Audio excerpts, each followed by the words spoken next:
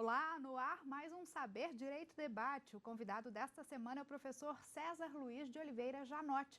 Ele é especialista em Direito Penal e Processo Penal e também professor de História do Direito, que durante a semana ministrou o curso exatamente sobre esse tema, História do Direito. Na primeira aula falou sobre os primeiros passos do direito até o Código de Hammurabi. No segundo encontro abordou as tradições da Grécia e Roma. Na terceira aula falou sobre o período medieval e a Idade Moderna. Na quarta, as influências do iluminismo no direito.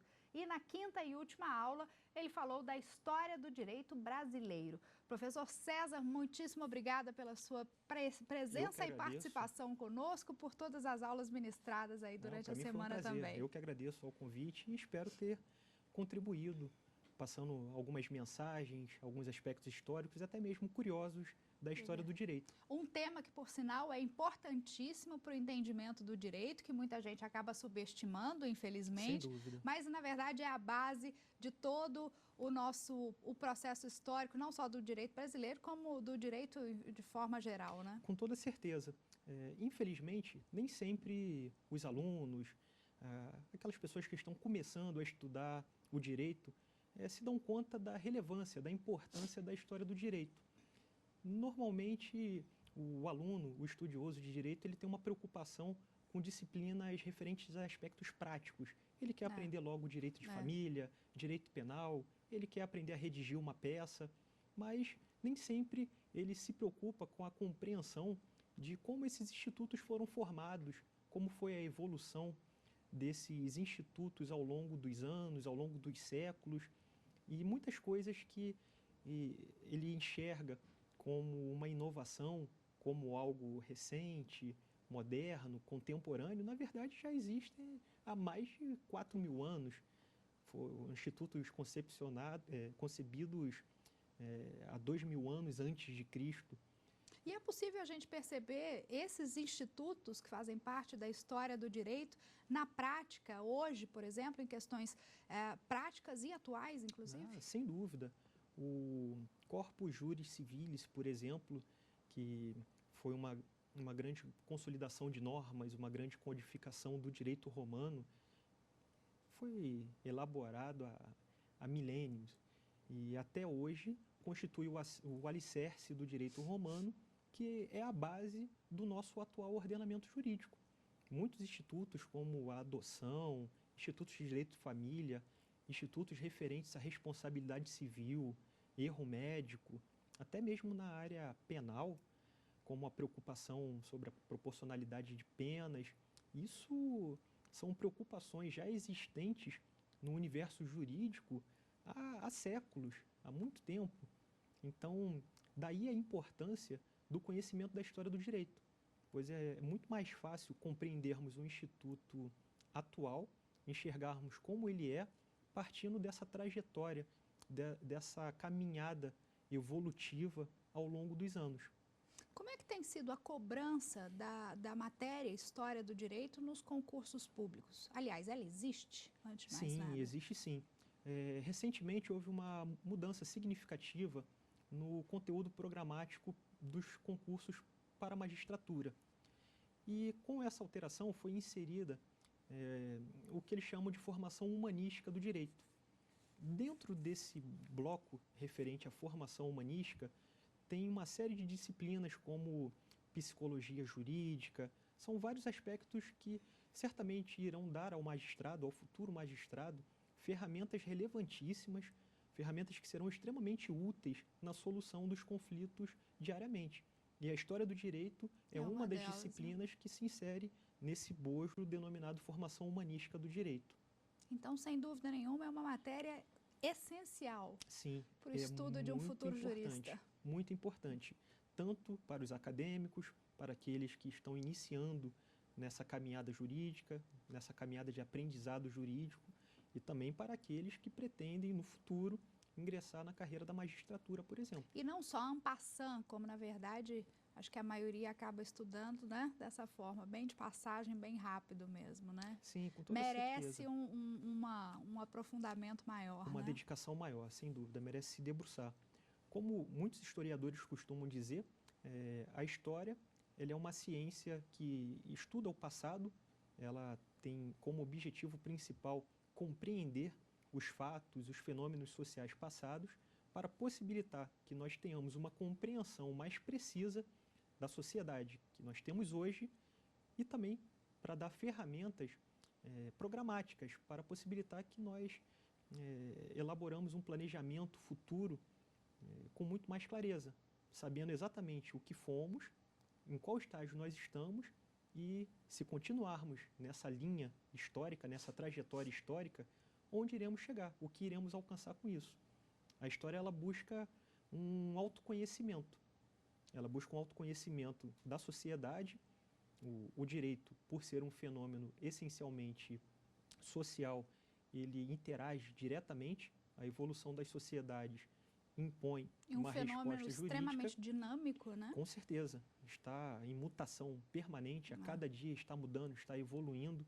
Tem alguns ciclos, às vezes tem retrocessos.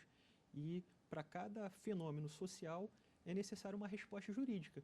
Isso é justamente a história do direito que irá nos dar ferramentas para compreendermos todos esses fenômenos. Partindo disso, eu gostaria de fazer uma pergunta agora, exatamente lembrando que o direito é um fenômeno extremamente dinâmico. Sim. E hoje estamos construindo uma história que daqui a pouco vão estudar também, né? Que vai fazer parte de uma mudança, talvez, do direito e de consequências importantíssimas para ele. O senhor abordou com excelência a história do direito, passando pelo nosso ordenamento jurídico até a Constituição de 88. Sim.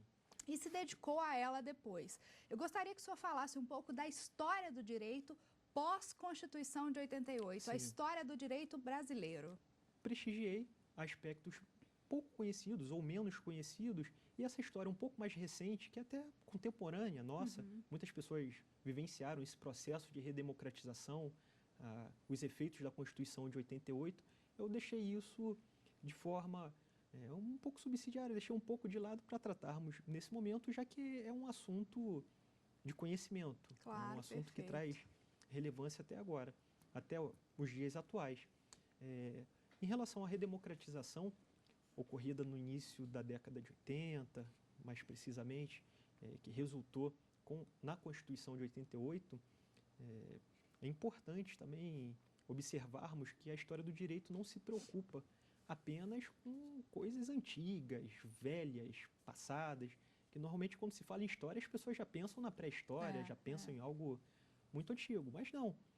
O que aconteceu ontem é objeto de estudo da história. Nós temos que compreender esse fenômeno. O que aconteceu há 10 minutos atrás, já tem historiadores analisando isso como fenômeno social.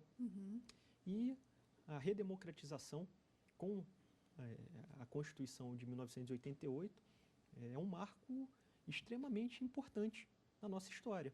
Não apenas por ter rompido com o sistema autoritário até então vigente, desde o golpe militar de 64, mas também representou uma expansão e uma sedimentação dos direitos e garantias fundamentais. Foi um período extremamente importante para isso, para a consolidação desses direitos até então muito restringidos, que até então, durante o período autoritário, eles eram ceifados, muitos deles desrespeitados, e a Constituição abriu esse novo horizonte a partir da redemocratização. Então, inúmeros institutos voltaram a ganhar status constitucional e proteção efetiva.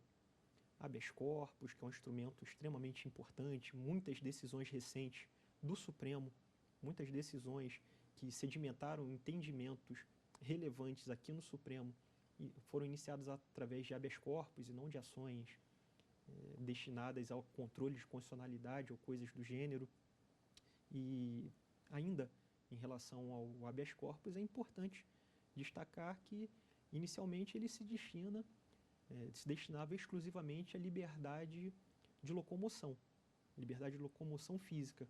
Mas com o passar do tempo, com a evolução desse instituto, o tratamento jurídico dado principalmente pelo Supremo Tribunal Federal foi de expandir a proteção dada pelo habeas corpus até mesmo para direitos outros que pudessem resultar, ainda que indiretamente, em violações ou cerceamentos a essa liberdade de locomoção. Um dos pontos importantíssimos que fizeram história. Com toda certeza. Fazem parte hoje da história do direito. Sem dúvida alguma. Te peço um minutinho, professor. Um minuto a você também. A gente vai para um breve intervalo. Daqui a pouquinho tem mais Saber Direito Debate. Até já.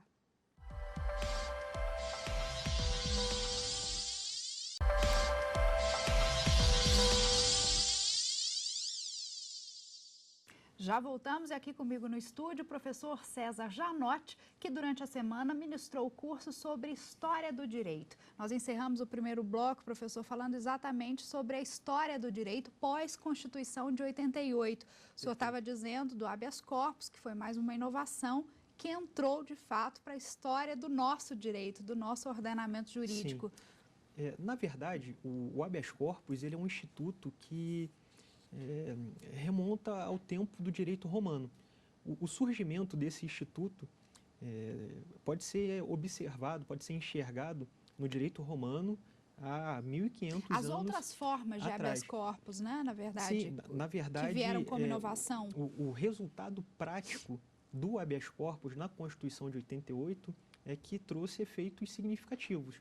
Até então, no regime autoritário, o habeas corpus ele era visto com certa desconfiança. Normalmente ele não conseguia se prestar à tutela de liberdades individuais, pois em decorrência do sistema autoritário, nem sempre a efetividade desse instrumento era alcançada. Então, um instituto que foi concebido há mais de 1.500 anos no Corpus Juris Civilis, depois com a Carta Magna da Inglaterra, passando pelo Habeas Corpus Act no século XVII, mais ou menos, chegando até o nosso ordenamento jurídico com uma doutrina própria consolidada por Rui Barbosa, durante o período autoritário, militar, ele foi deixado um pouco a segundo plano. Ele foi renegado um pouco. Não se conseguia dar efetividade a ele, tal como nós conseguimos dar hoje.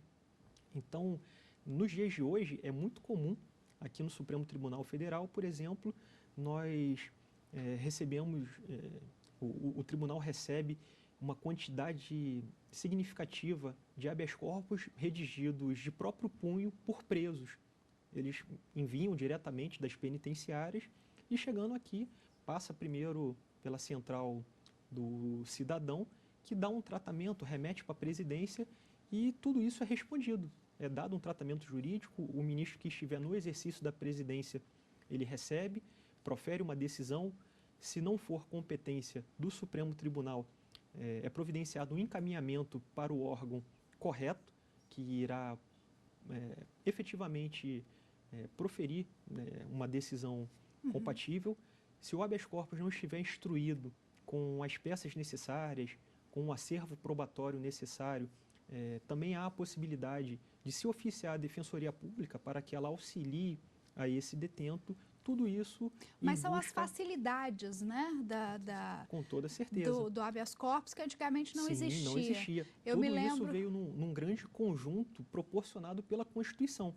Ao viabilizar o habeas corpus e com toda essa envergadura que a proteção constitucional deu, isso também veio a abarcar, a recepcionar uma série de direitos outros e outras garantias igualmente importantes, igualmente fundamentais, que passaram a ser tuteladas, ainda que indiretamente, por esse instrumento. Vale dizer que ele está dizendo isso aqui no STF, quando a gente recebe, porque ele também é assessor da presidência, assessor jurídico da Presidência da República, por isso que ele falou com toda essa competência.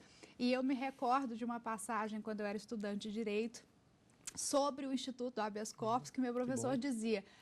a pessoa pode impetrar habeas corpus e escrever em folha de pão, Sim. em saco de pão, em qualquer lugar. Pode ser escrito por qualquer pessoa, de próprio punho. Não é necessário ser advogado, não é necessário ter capacidade postulatória, não existe uma forma pré-definida. Então, quaisquer informações minimamente reunidas que permitam minimamente se conhecer da coação ilegal à liberdade de locomoção, tendo esses indícios, essas informações mínimas, e tudo isso com um acervo probatório mínimo, também não precisa ser provas robustas, provas fortes, pois, como eu disse, em muitos casos o próprio preso redige de próprio punho. Então, exigir que esse detento produza provas em seu favor de dentro das penitenciárias seria algo incabível.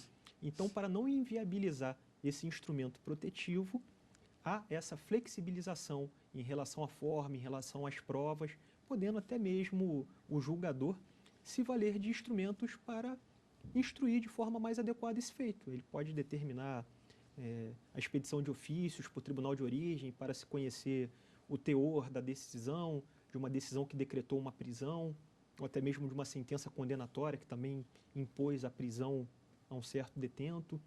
Então, é um conjunto de situações, de elementos que esse novo ordenamento jurídico, pós-Constituição de 88, nos trouxe.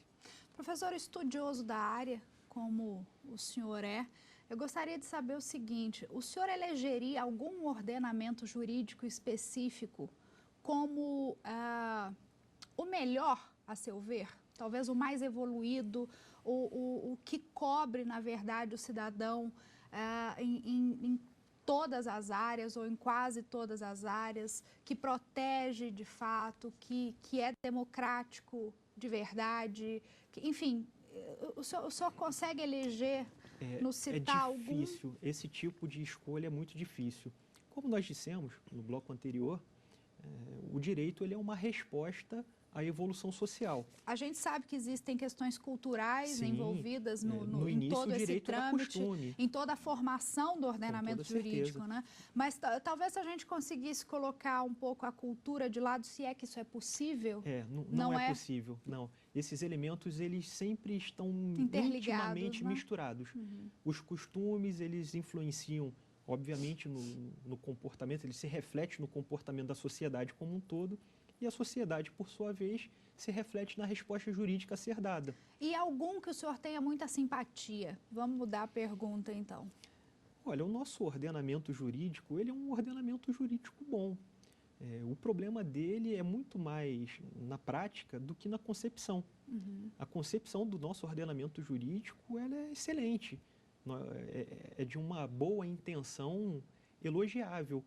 Infelizmente, na prática, até por aspectos culturais, como acabamos de dizer agora, nem sempre há ferramentas suficientes para se aplicar adequadamente esse ordenamento jurídico posto.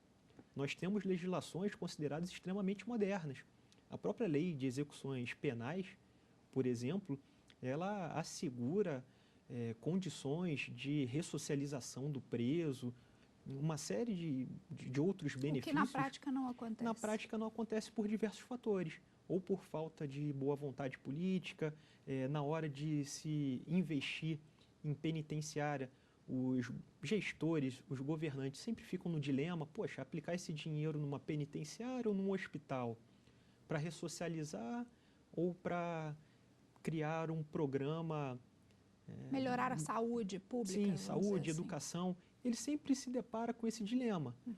Então, não obstante termos legislações de vanguarda, legislações muito bem elaboradas, a aplicação encontra alguns óbices na prática. E que parte do ordenamento jurídico nosso, brasileiro, merece ou mereceria uma atenção maior para que pudesse evoluir, de fato, no sentido de proporcionar à população um benefício, uma proteção, enfim? Sim, eu sou um pouco suspeito para tratar da parte penal, mas eu entendo que a nossa sociedade atravessa um momento que merece algumas reflexões sobre o nosso direito penal. Nós temos que romper definitivamente esse estigma de que o nosso direito penal ele só é viável, ele só incide em relação às classes menos favorecidas, a algumas etnias. Não é isso. O próprio Supremo Tribunal Federal, com a Ação Penal 470, deu uma resposta à sociedade de que existe um direito penal que pode alcançar também pessoas que estão em determinados níveis sociais. Porém, coletivamente, ainda paira na consciência do povo que o direito penal somente se presta a isso. E já passou do ponto. A nossa sociedade já evoluiu a um ponto que isso não pode acontecer mais. A nossa resposta penal, tanto para desestimular algumas condutas, para evitar a corrupção, que é uma mazela de nossa sociedade, o nosso direito penal tem que se inserir na mente, na consciência coletiva, de modo a alcançar os seus verdadeiros objetivos e desestimular algumas práticas Uma matéria, ilícitas. então, a evoluir bastante. Sim, nós temos ferramentas para isso. Falta reunirmos tudo isso, darmos uma roupagem mais palpável para o povo. O povo tem que conhecer bem os seus direitos para também poder cobrar aquilo que se pretende em nossa sociedade. Tá ótimo. Daqui a pouco eu volto, então, com o terceiro e último bloco do Saber Direito Debate, falando, então, dos livros que o professor trouxe para indicar como fonte de estudo. Até já.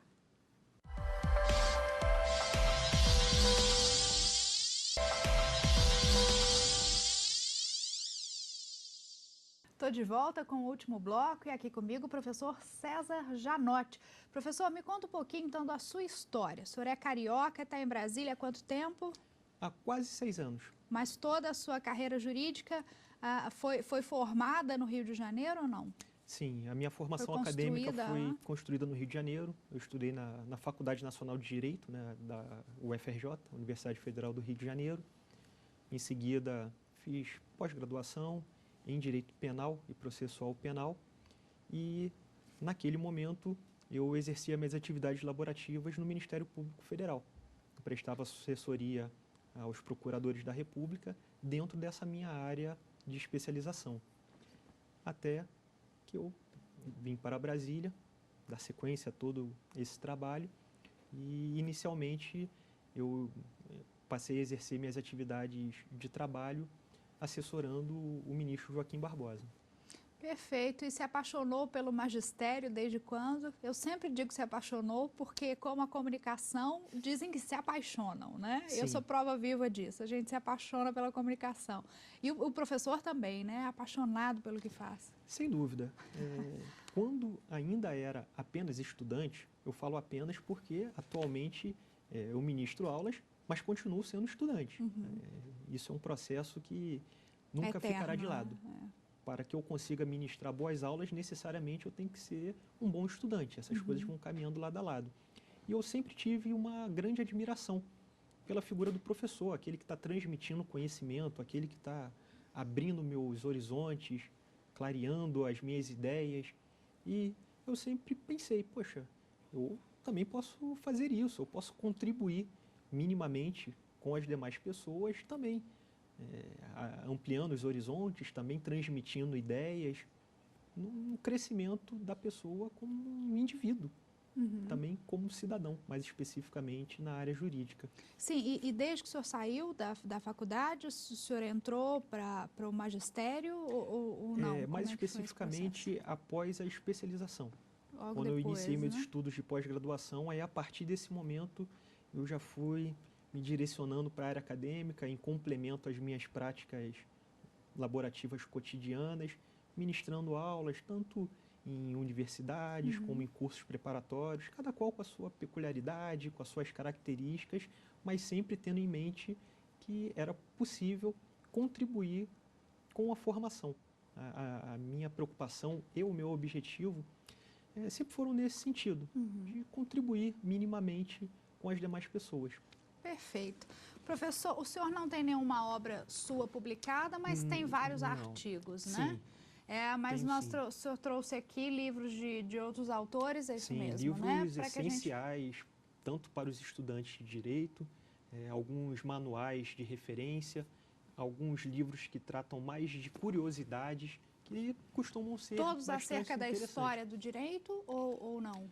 Esse livro, por exemplo, que Vamos você... lá, dos delitos e das penas. Isso, de Cesare Beccaria, é uma obra clássica do Iluminismo, onde ele faz inúmeras reflexões sobre os delitos, sobre as penas, sobre como a sociedade pode interferir nos limites das liberdades individuais.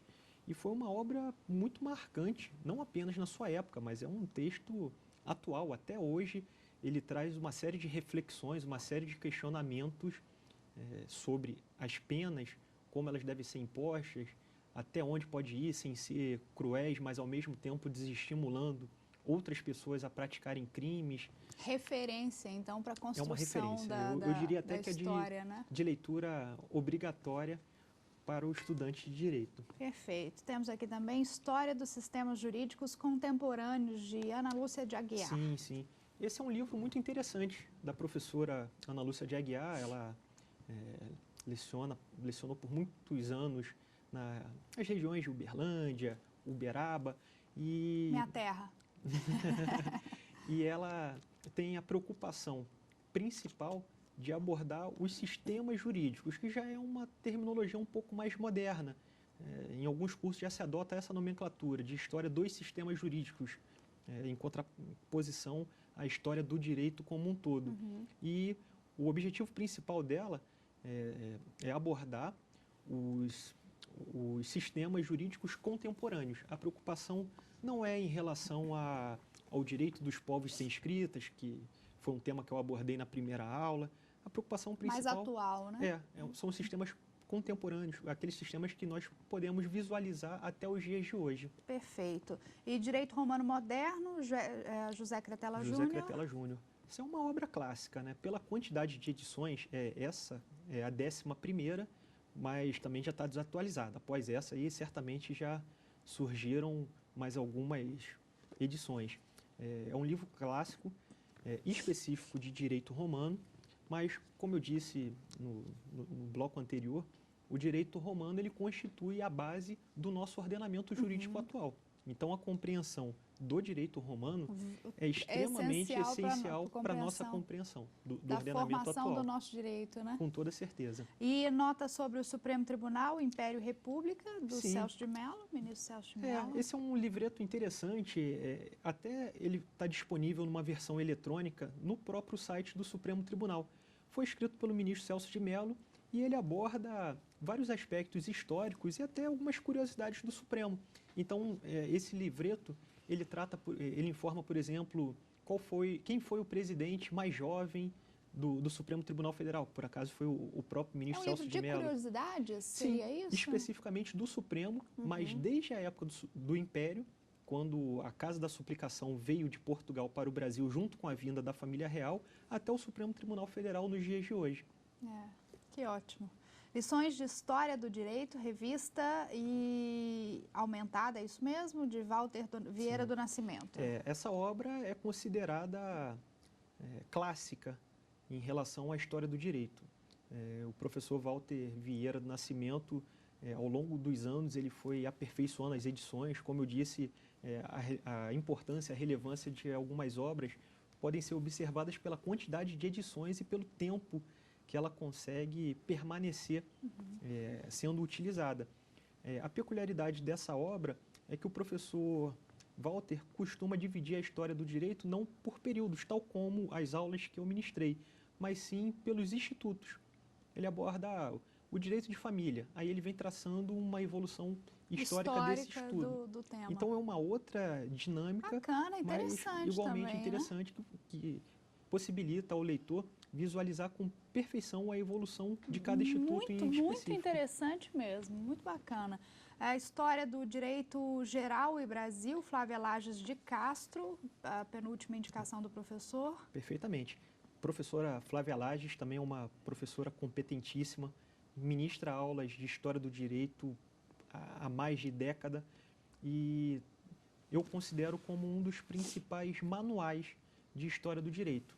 Para o estudante, para o acadêmico, é um manual muito prático, com uma linguagem acessível. Deve ser mesmo, mais de 20 mil obras vendidas, né? Sim, já tá aqui. E tem uma linguagem extremamente fácil para tratar desse tema. Clara, objetiva, Sim, né? Extremamente didática. Histórias do Direito, de Bruno Albergaria. Sim, esse livro é uma obra que me agrada muito. O professor Bruno Albergaria, ele concluiu os estudos dele em Portugal, em Coimbra, mestrado, doutorado. E o que me agrada muito nessa obra é que ele não se atém especificamente a episódios históricos, mas ele insere no bojo de sua obra elementos de curiosidade, alguns aspectos que tornam a leitura extremamente interessante. Mais agradável, Por né? exemplo, quando ele fala do surgimento das universidades e a influência que o ensino universitário trouxe para o meio jurídico, ele faz uma breve pausa para nos contar a origem das palavras trote e vestibular. Olha só. E isso deixa a leitura extremamente agradável, interessante. E faz um link que é Sim. possível que a pessoa não esqueça nunca Links mais aquilo, extremamente né? pertinentes e que tornam Com uma exemplos, a história Sim. e exemplos, né? Fica muito interessante a leitura do livro. Professor, muitíssimo obrigada. Infelizmente, Eu que nosso tempo agradeço. se esgotou. Muito obrigada mesmo pela participação. Muito obrigado pela oportunidade, espero que todos tenham gostado. A casa está sempre aberta. Muitíssimo obrigada a você também de casa que nos acompanhou e nos acompanha sempre. Não se esqueça, se tiver qualquer dúvida, é só mandar um e-mail para nós, saberdireito@stf.jus.br. Você também pode estudar pela internet, assistir ao Saber Direito e também a todos os outros programas da casa. É só acessar o www.tvjustiça.jus.br. Te vejo de novo semana que vem. Até lá, tchau. Tem dúvida sobre o assunto? Mande um e-mail para nós, saberdireito@stf.jus.br. Você também pode estudar pela internet, é só acessar o site www.tvjustiça.jus.br.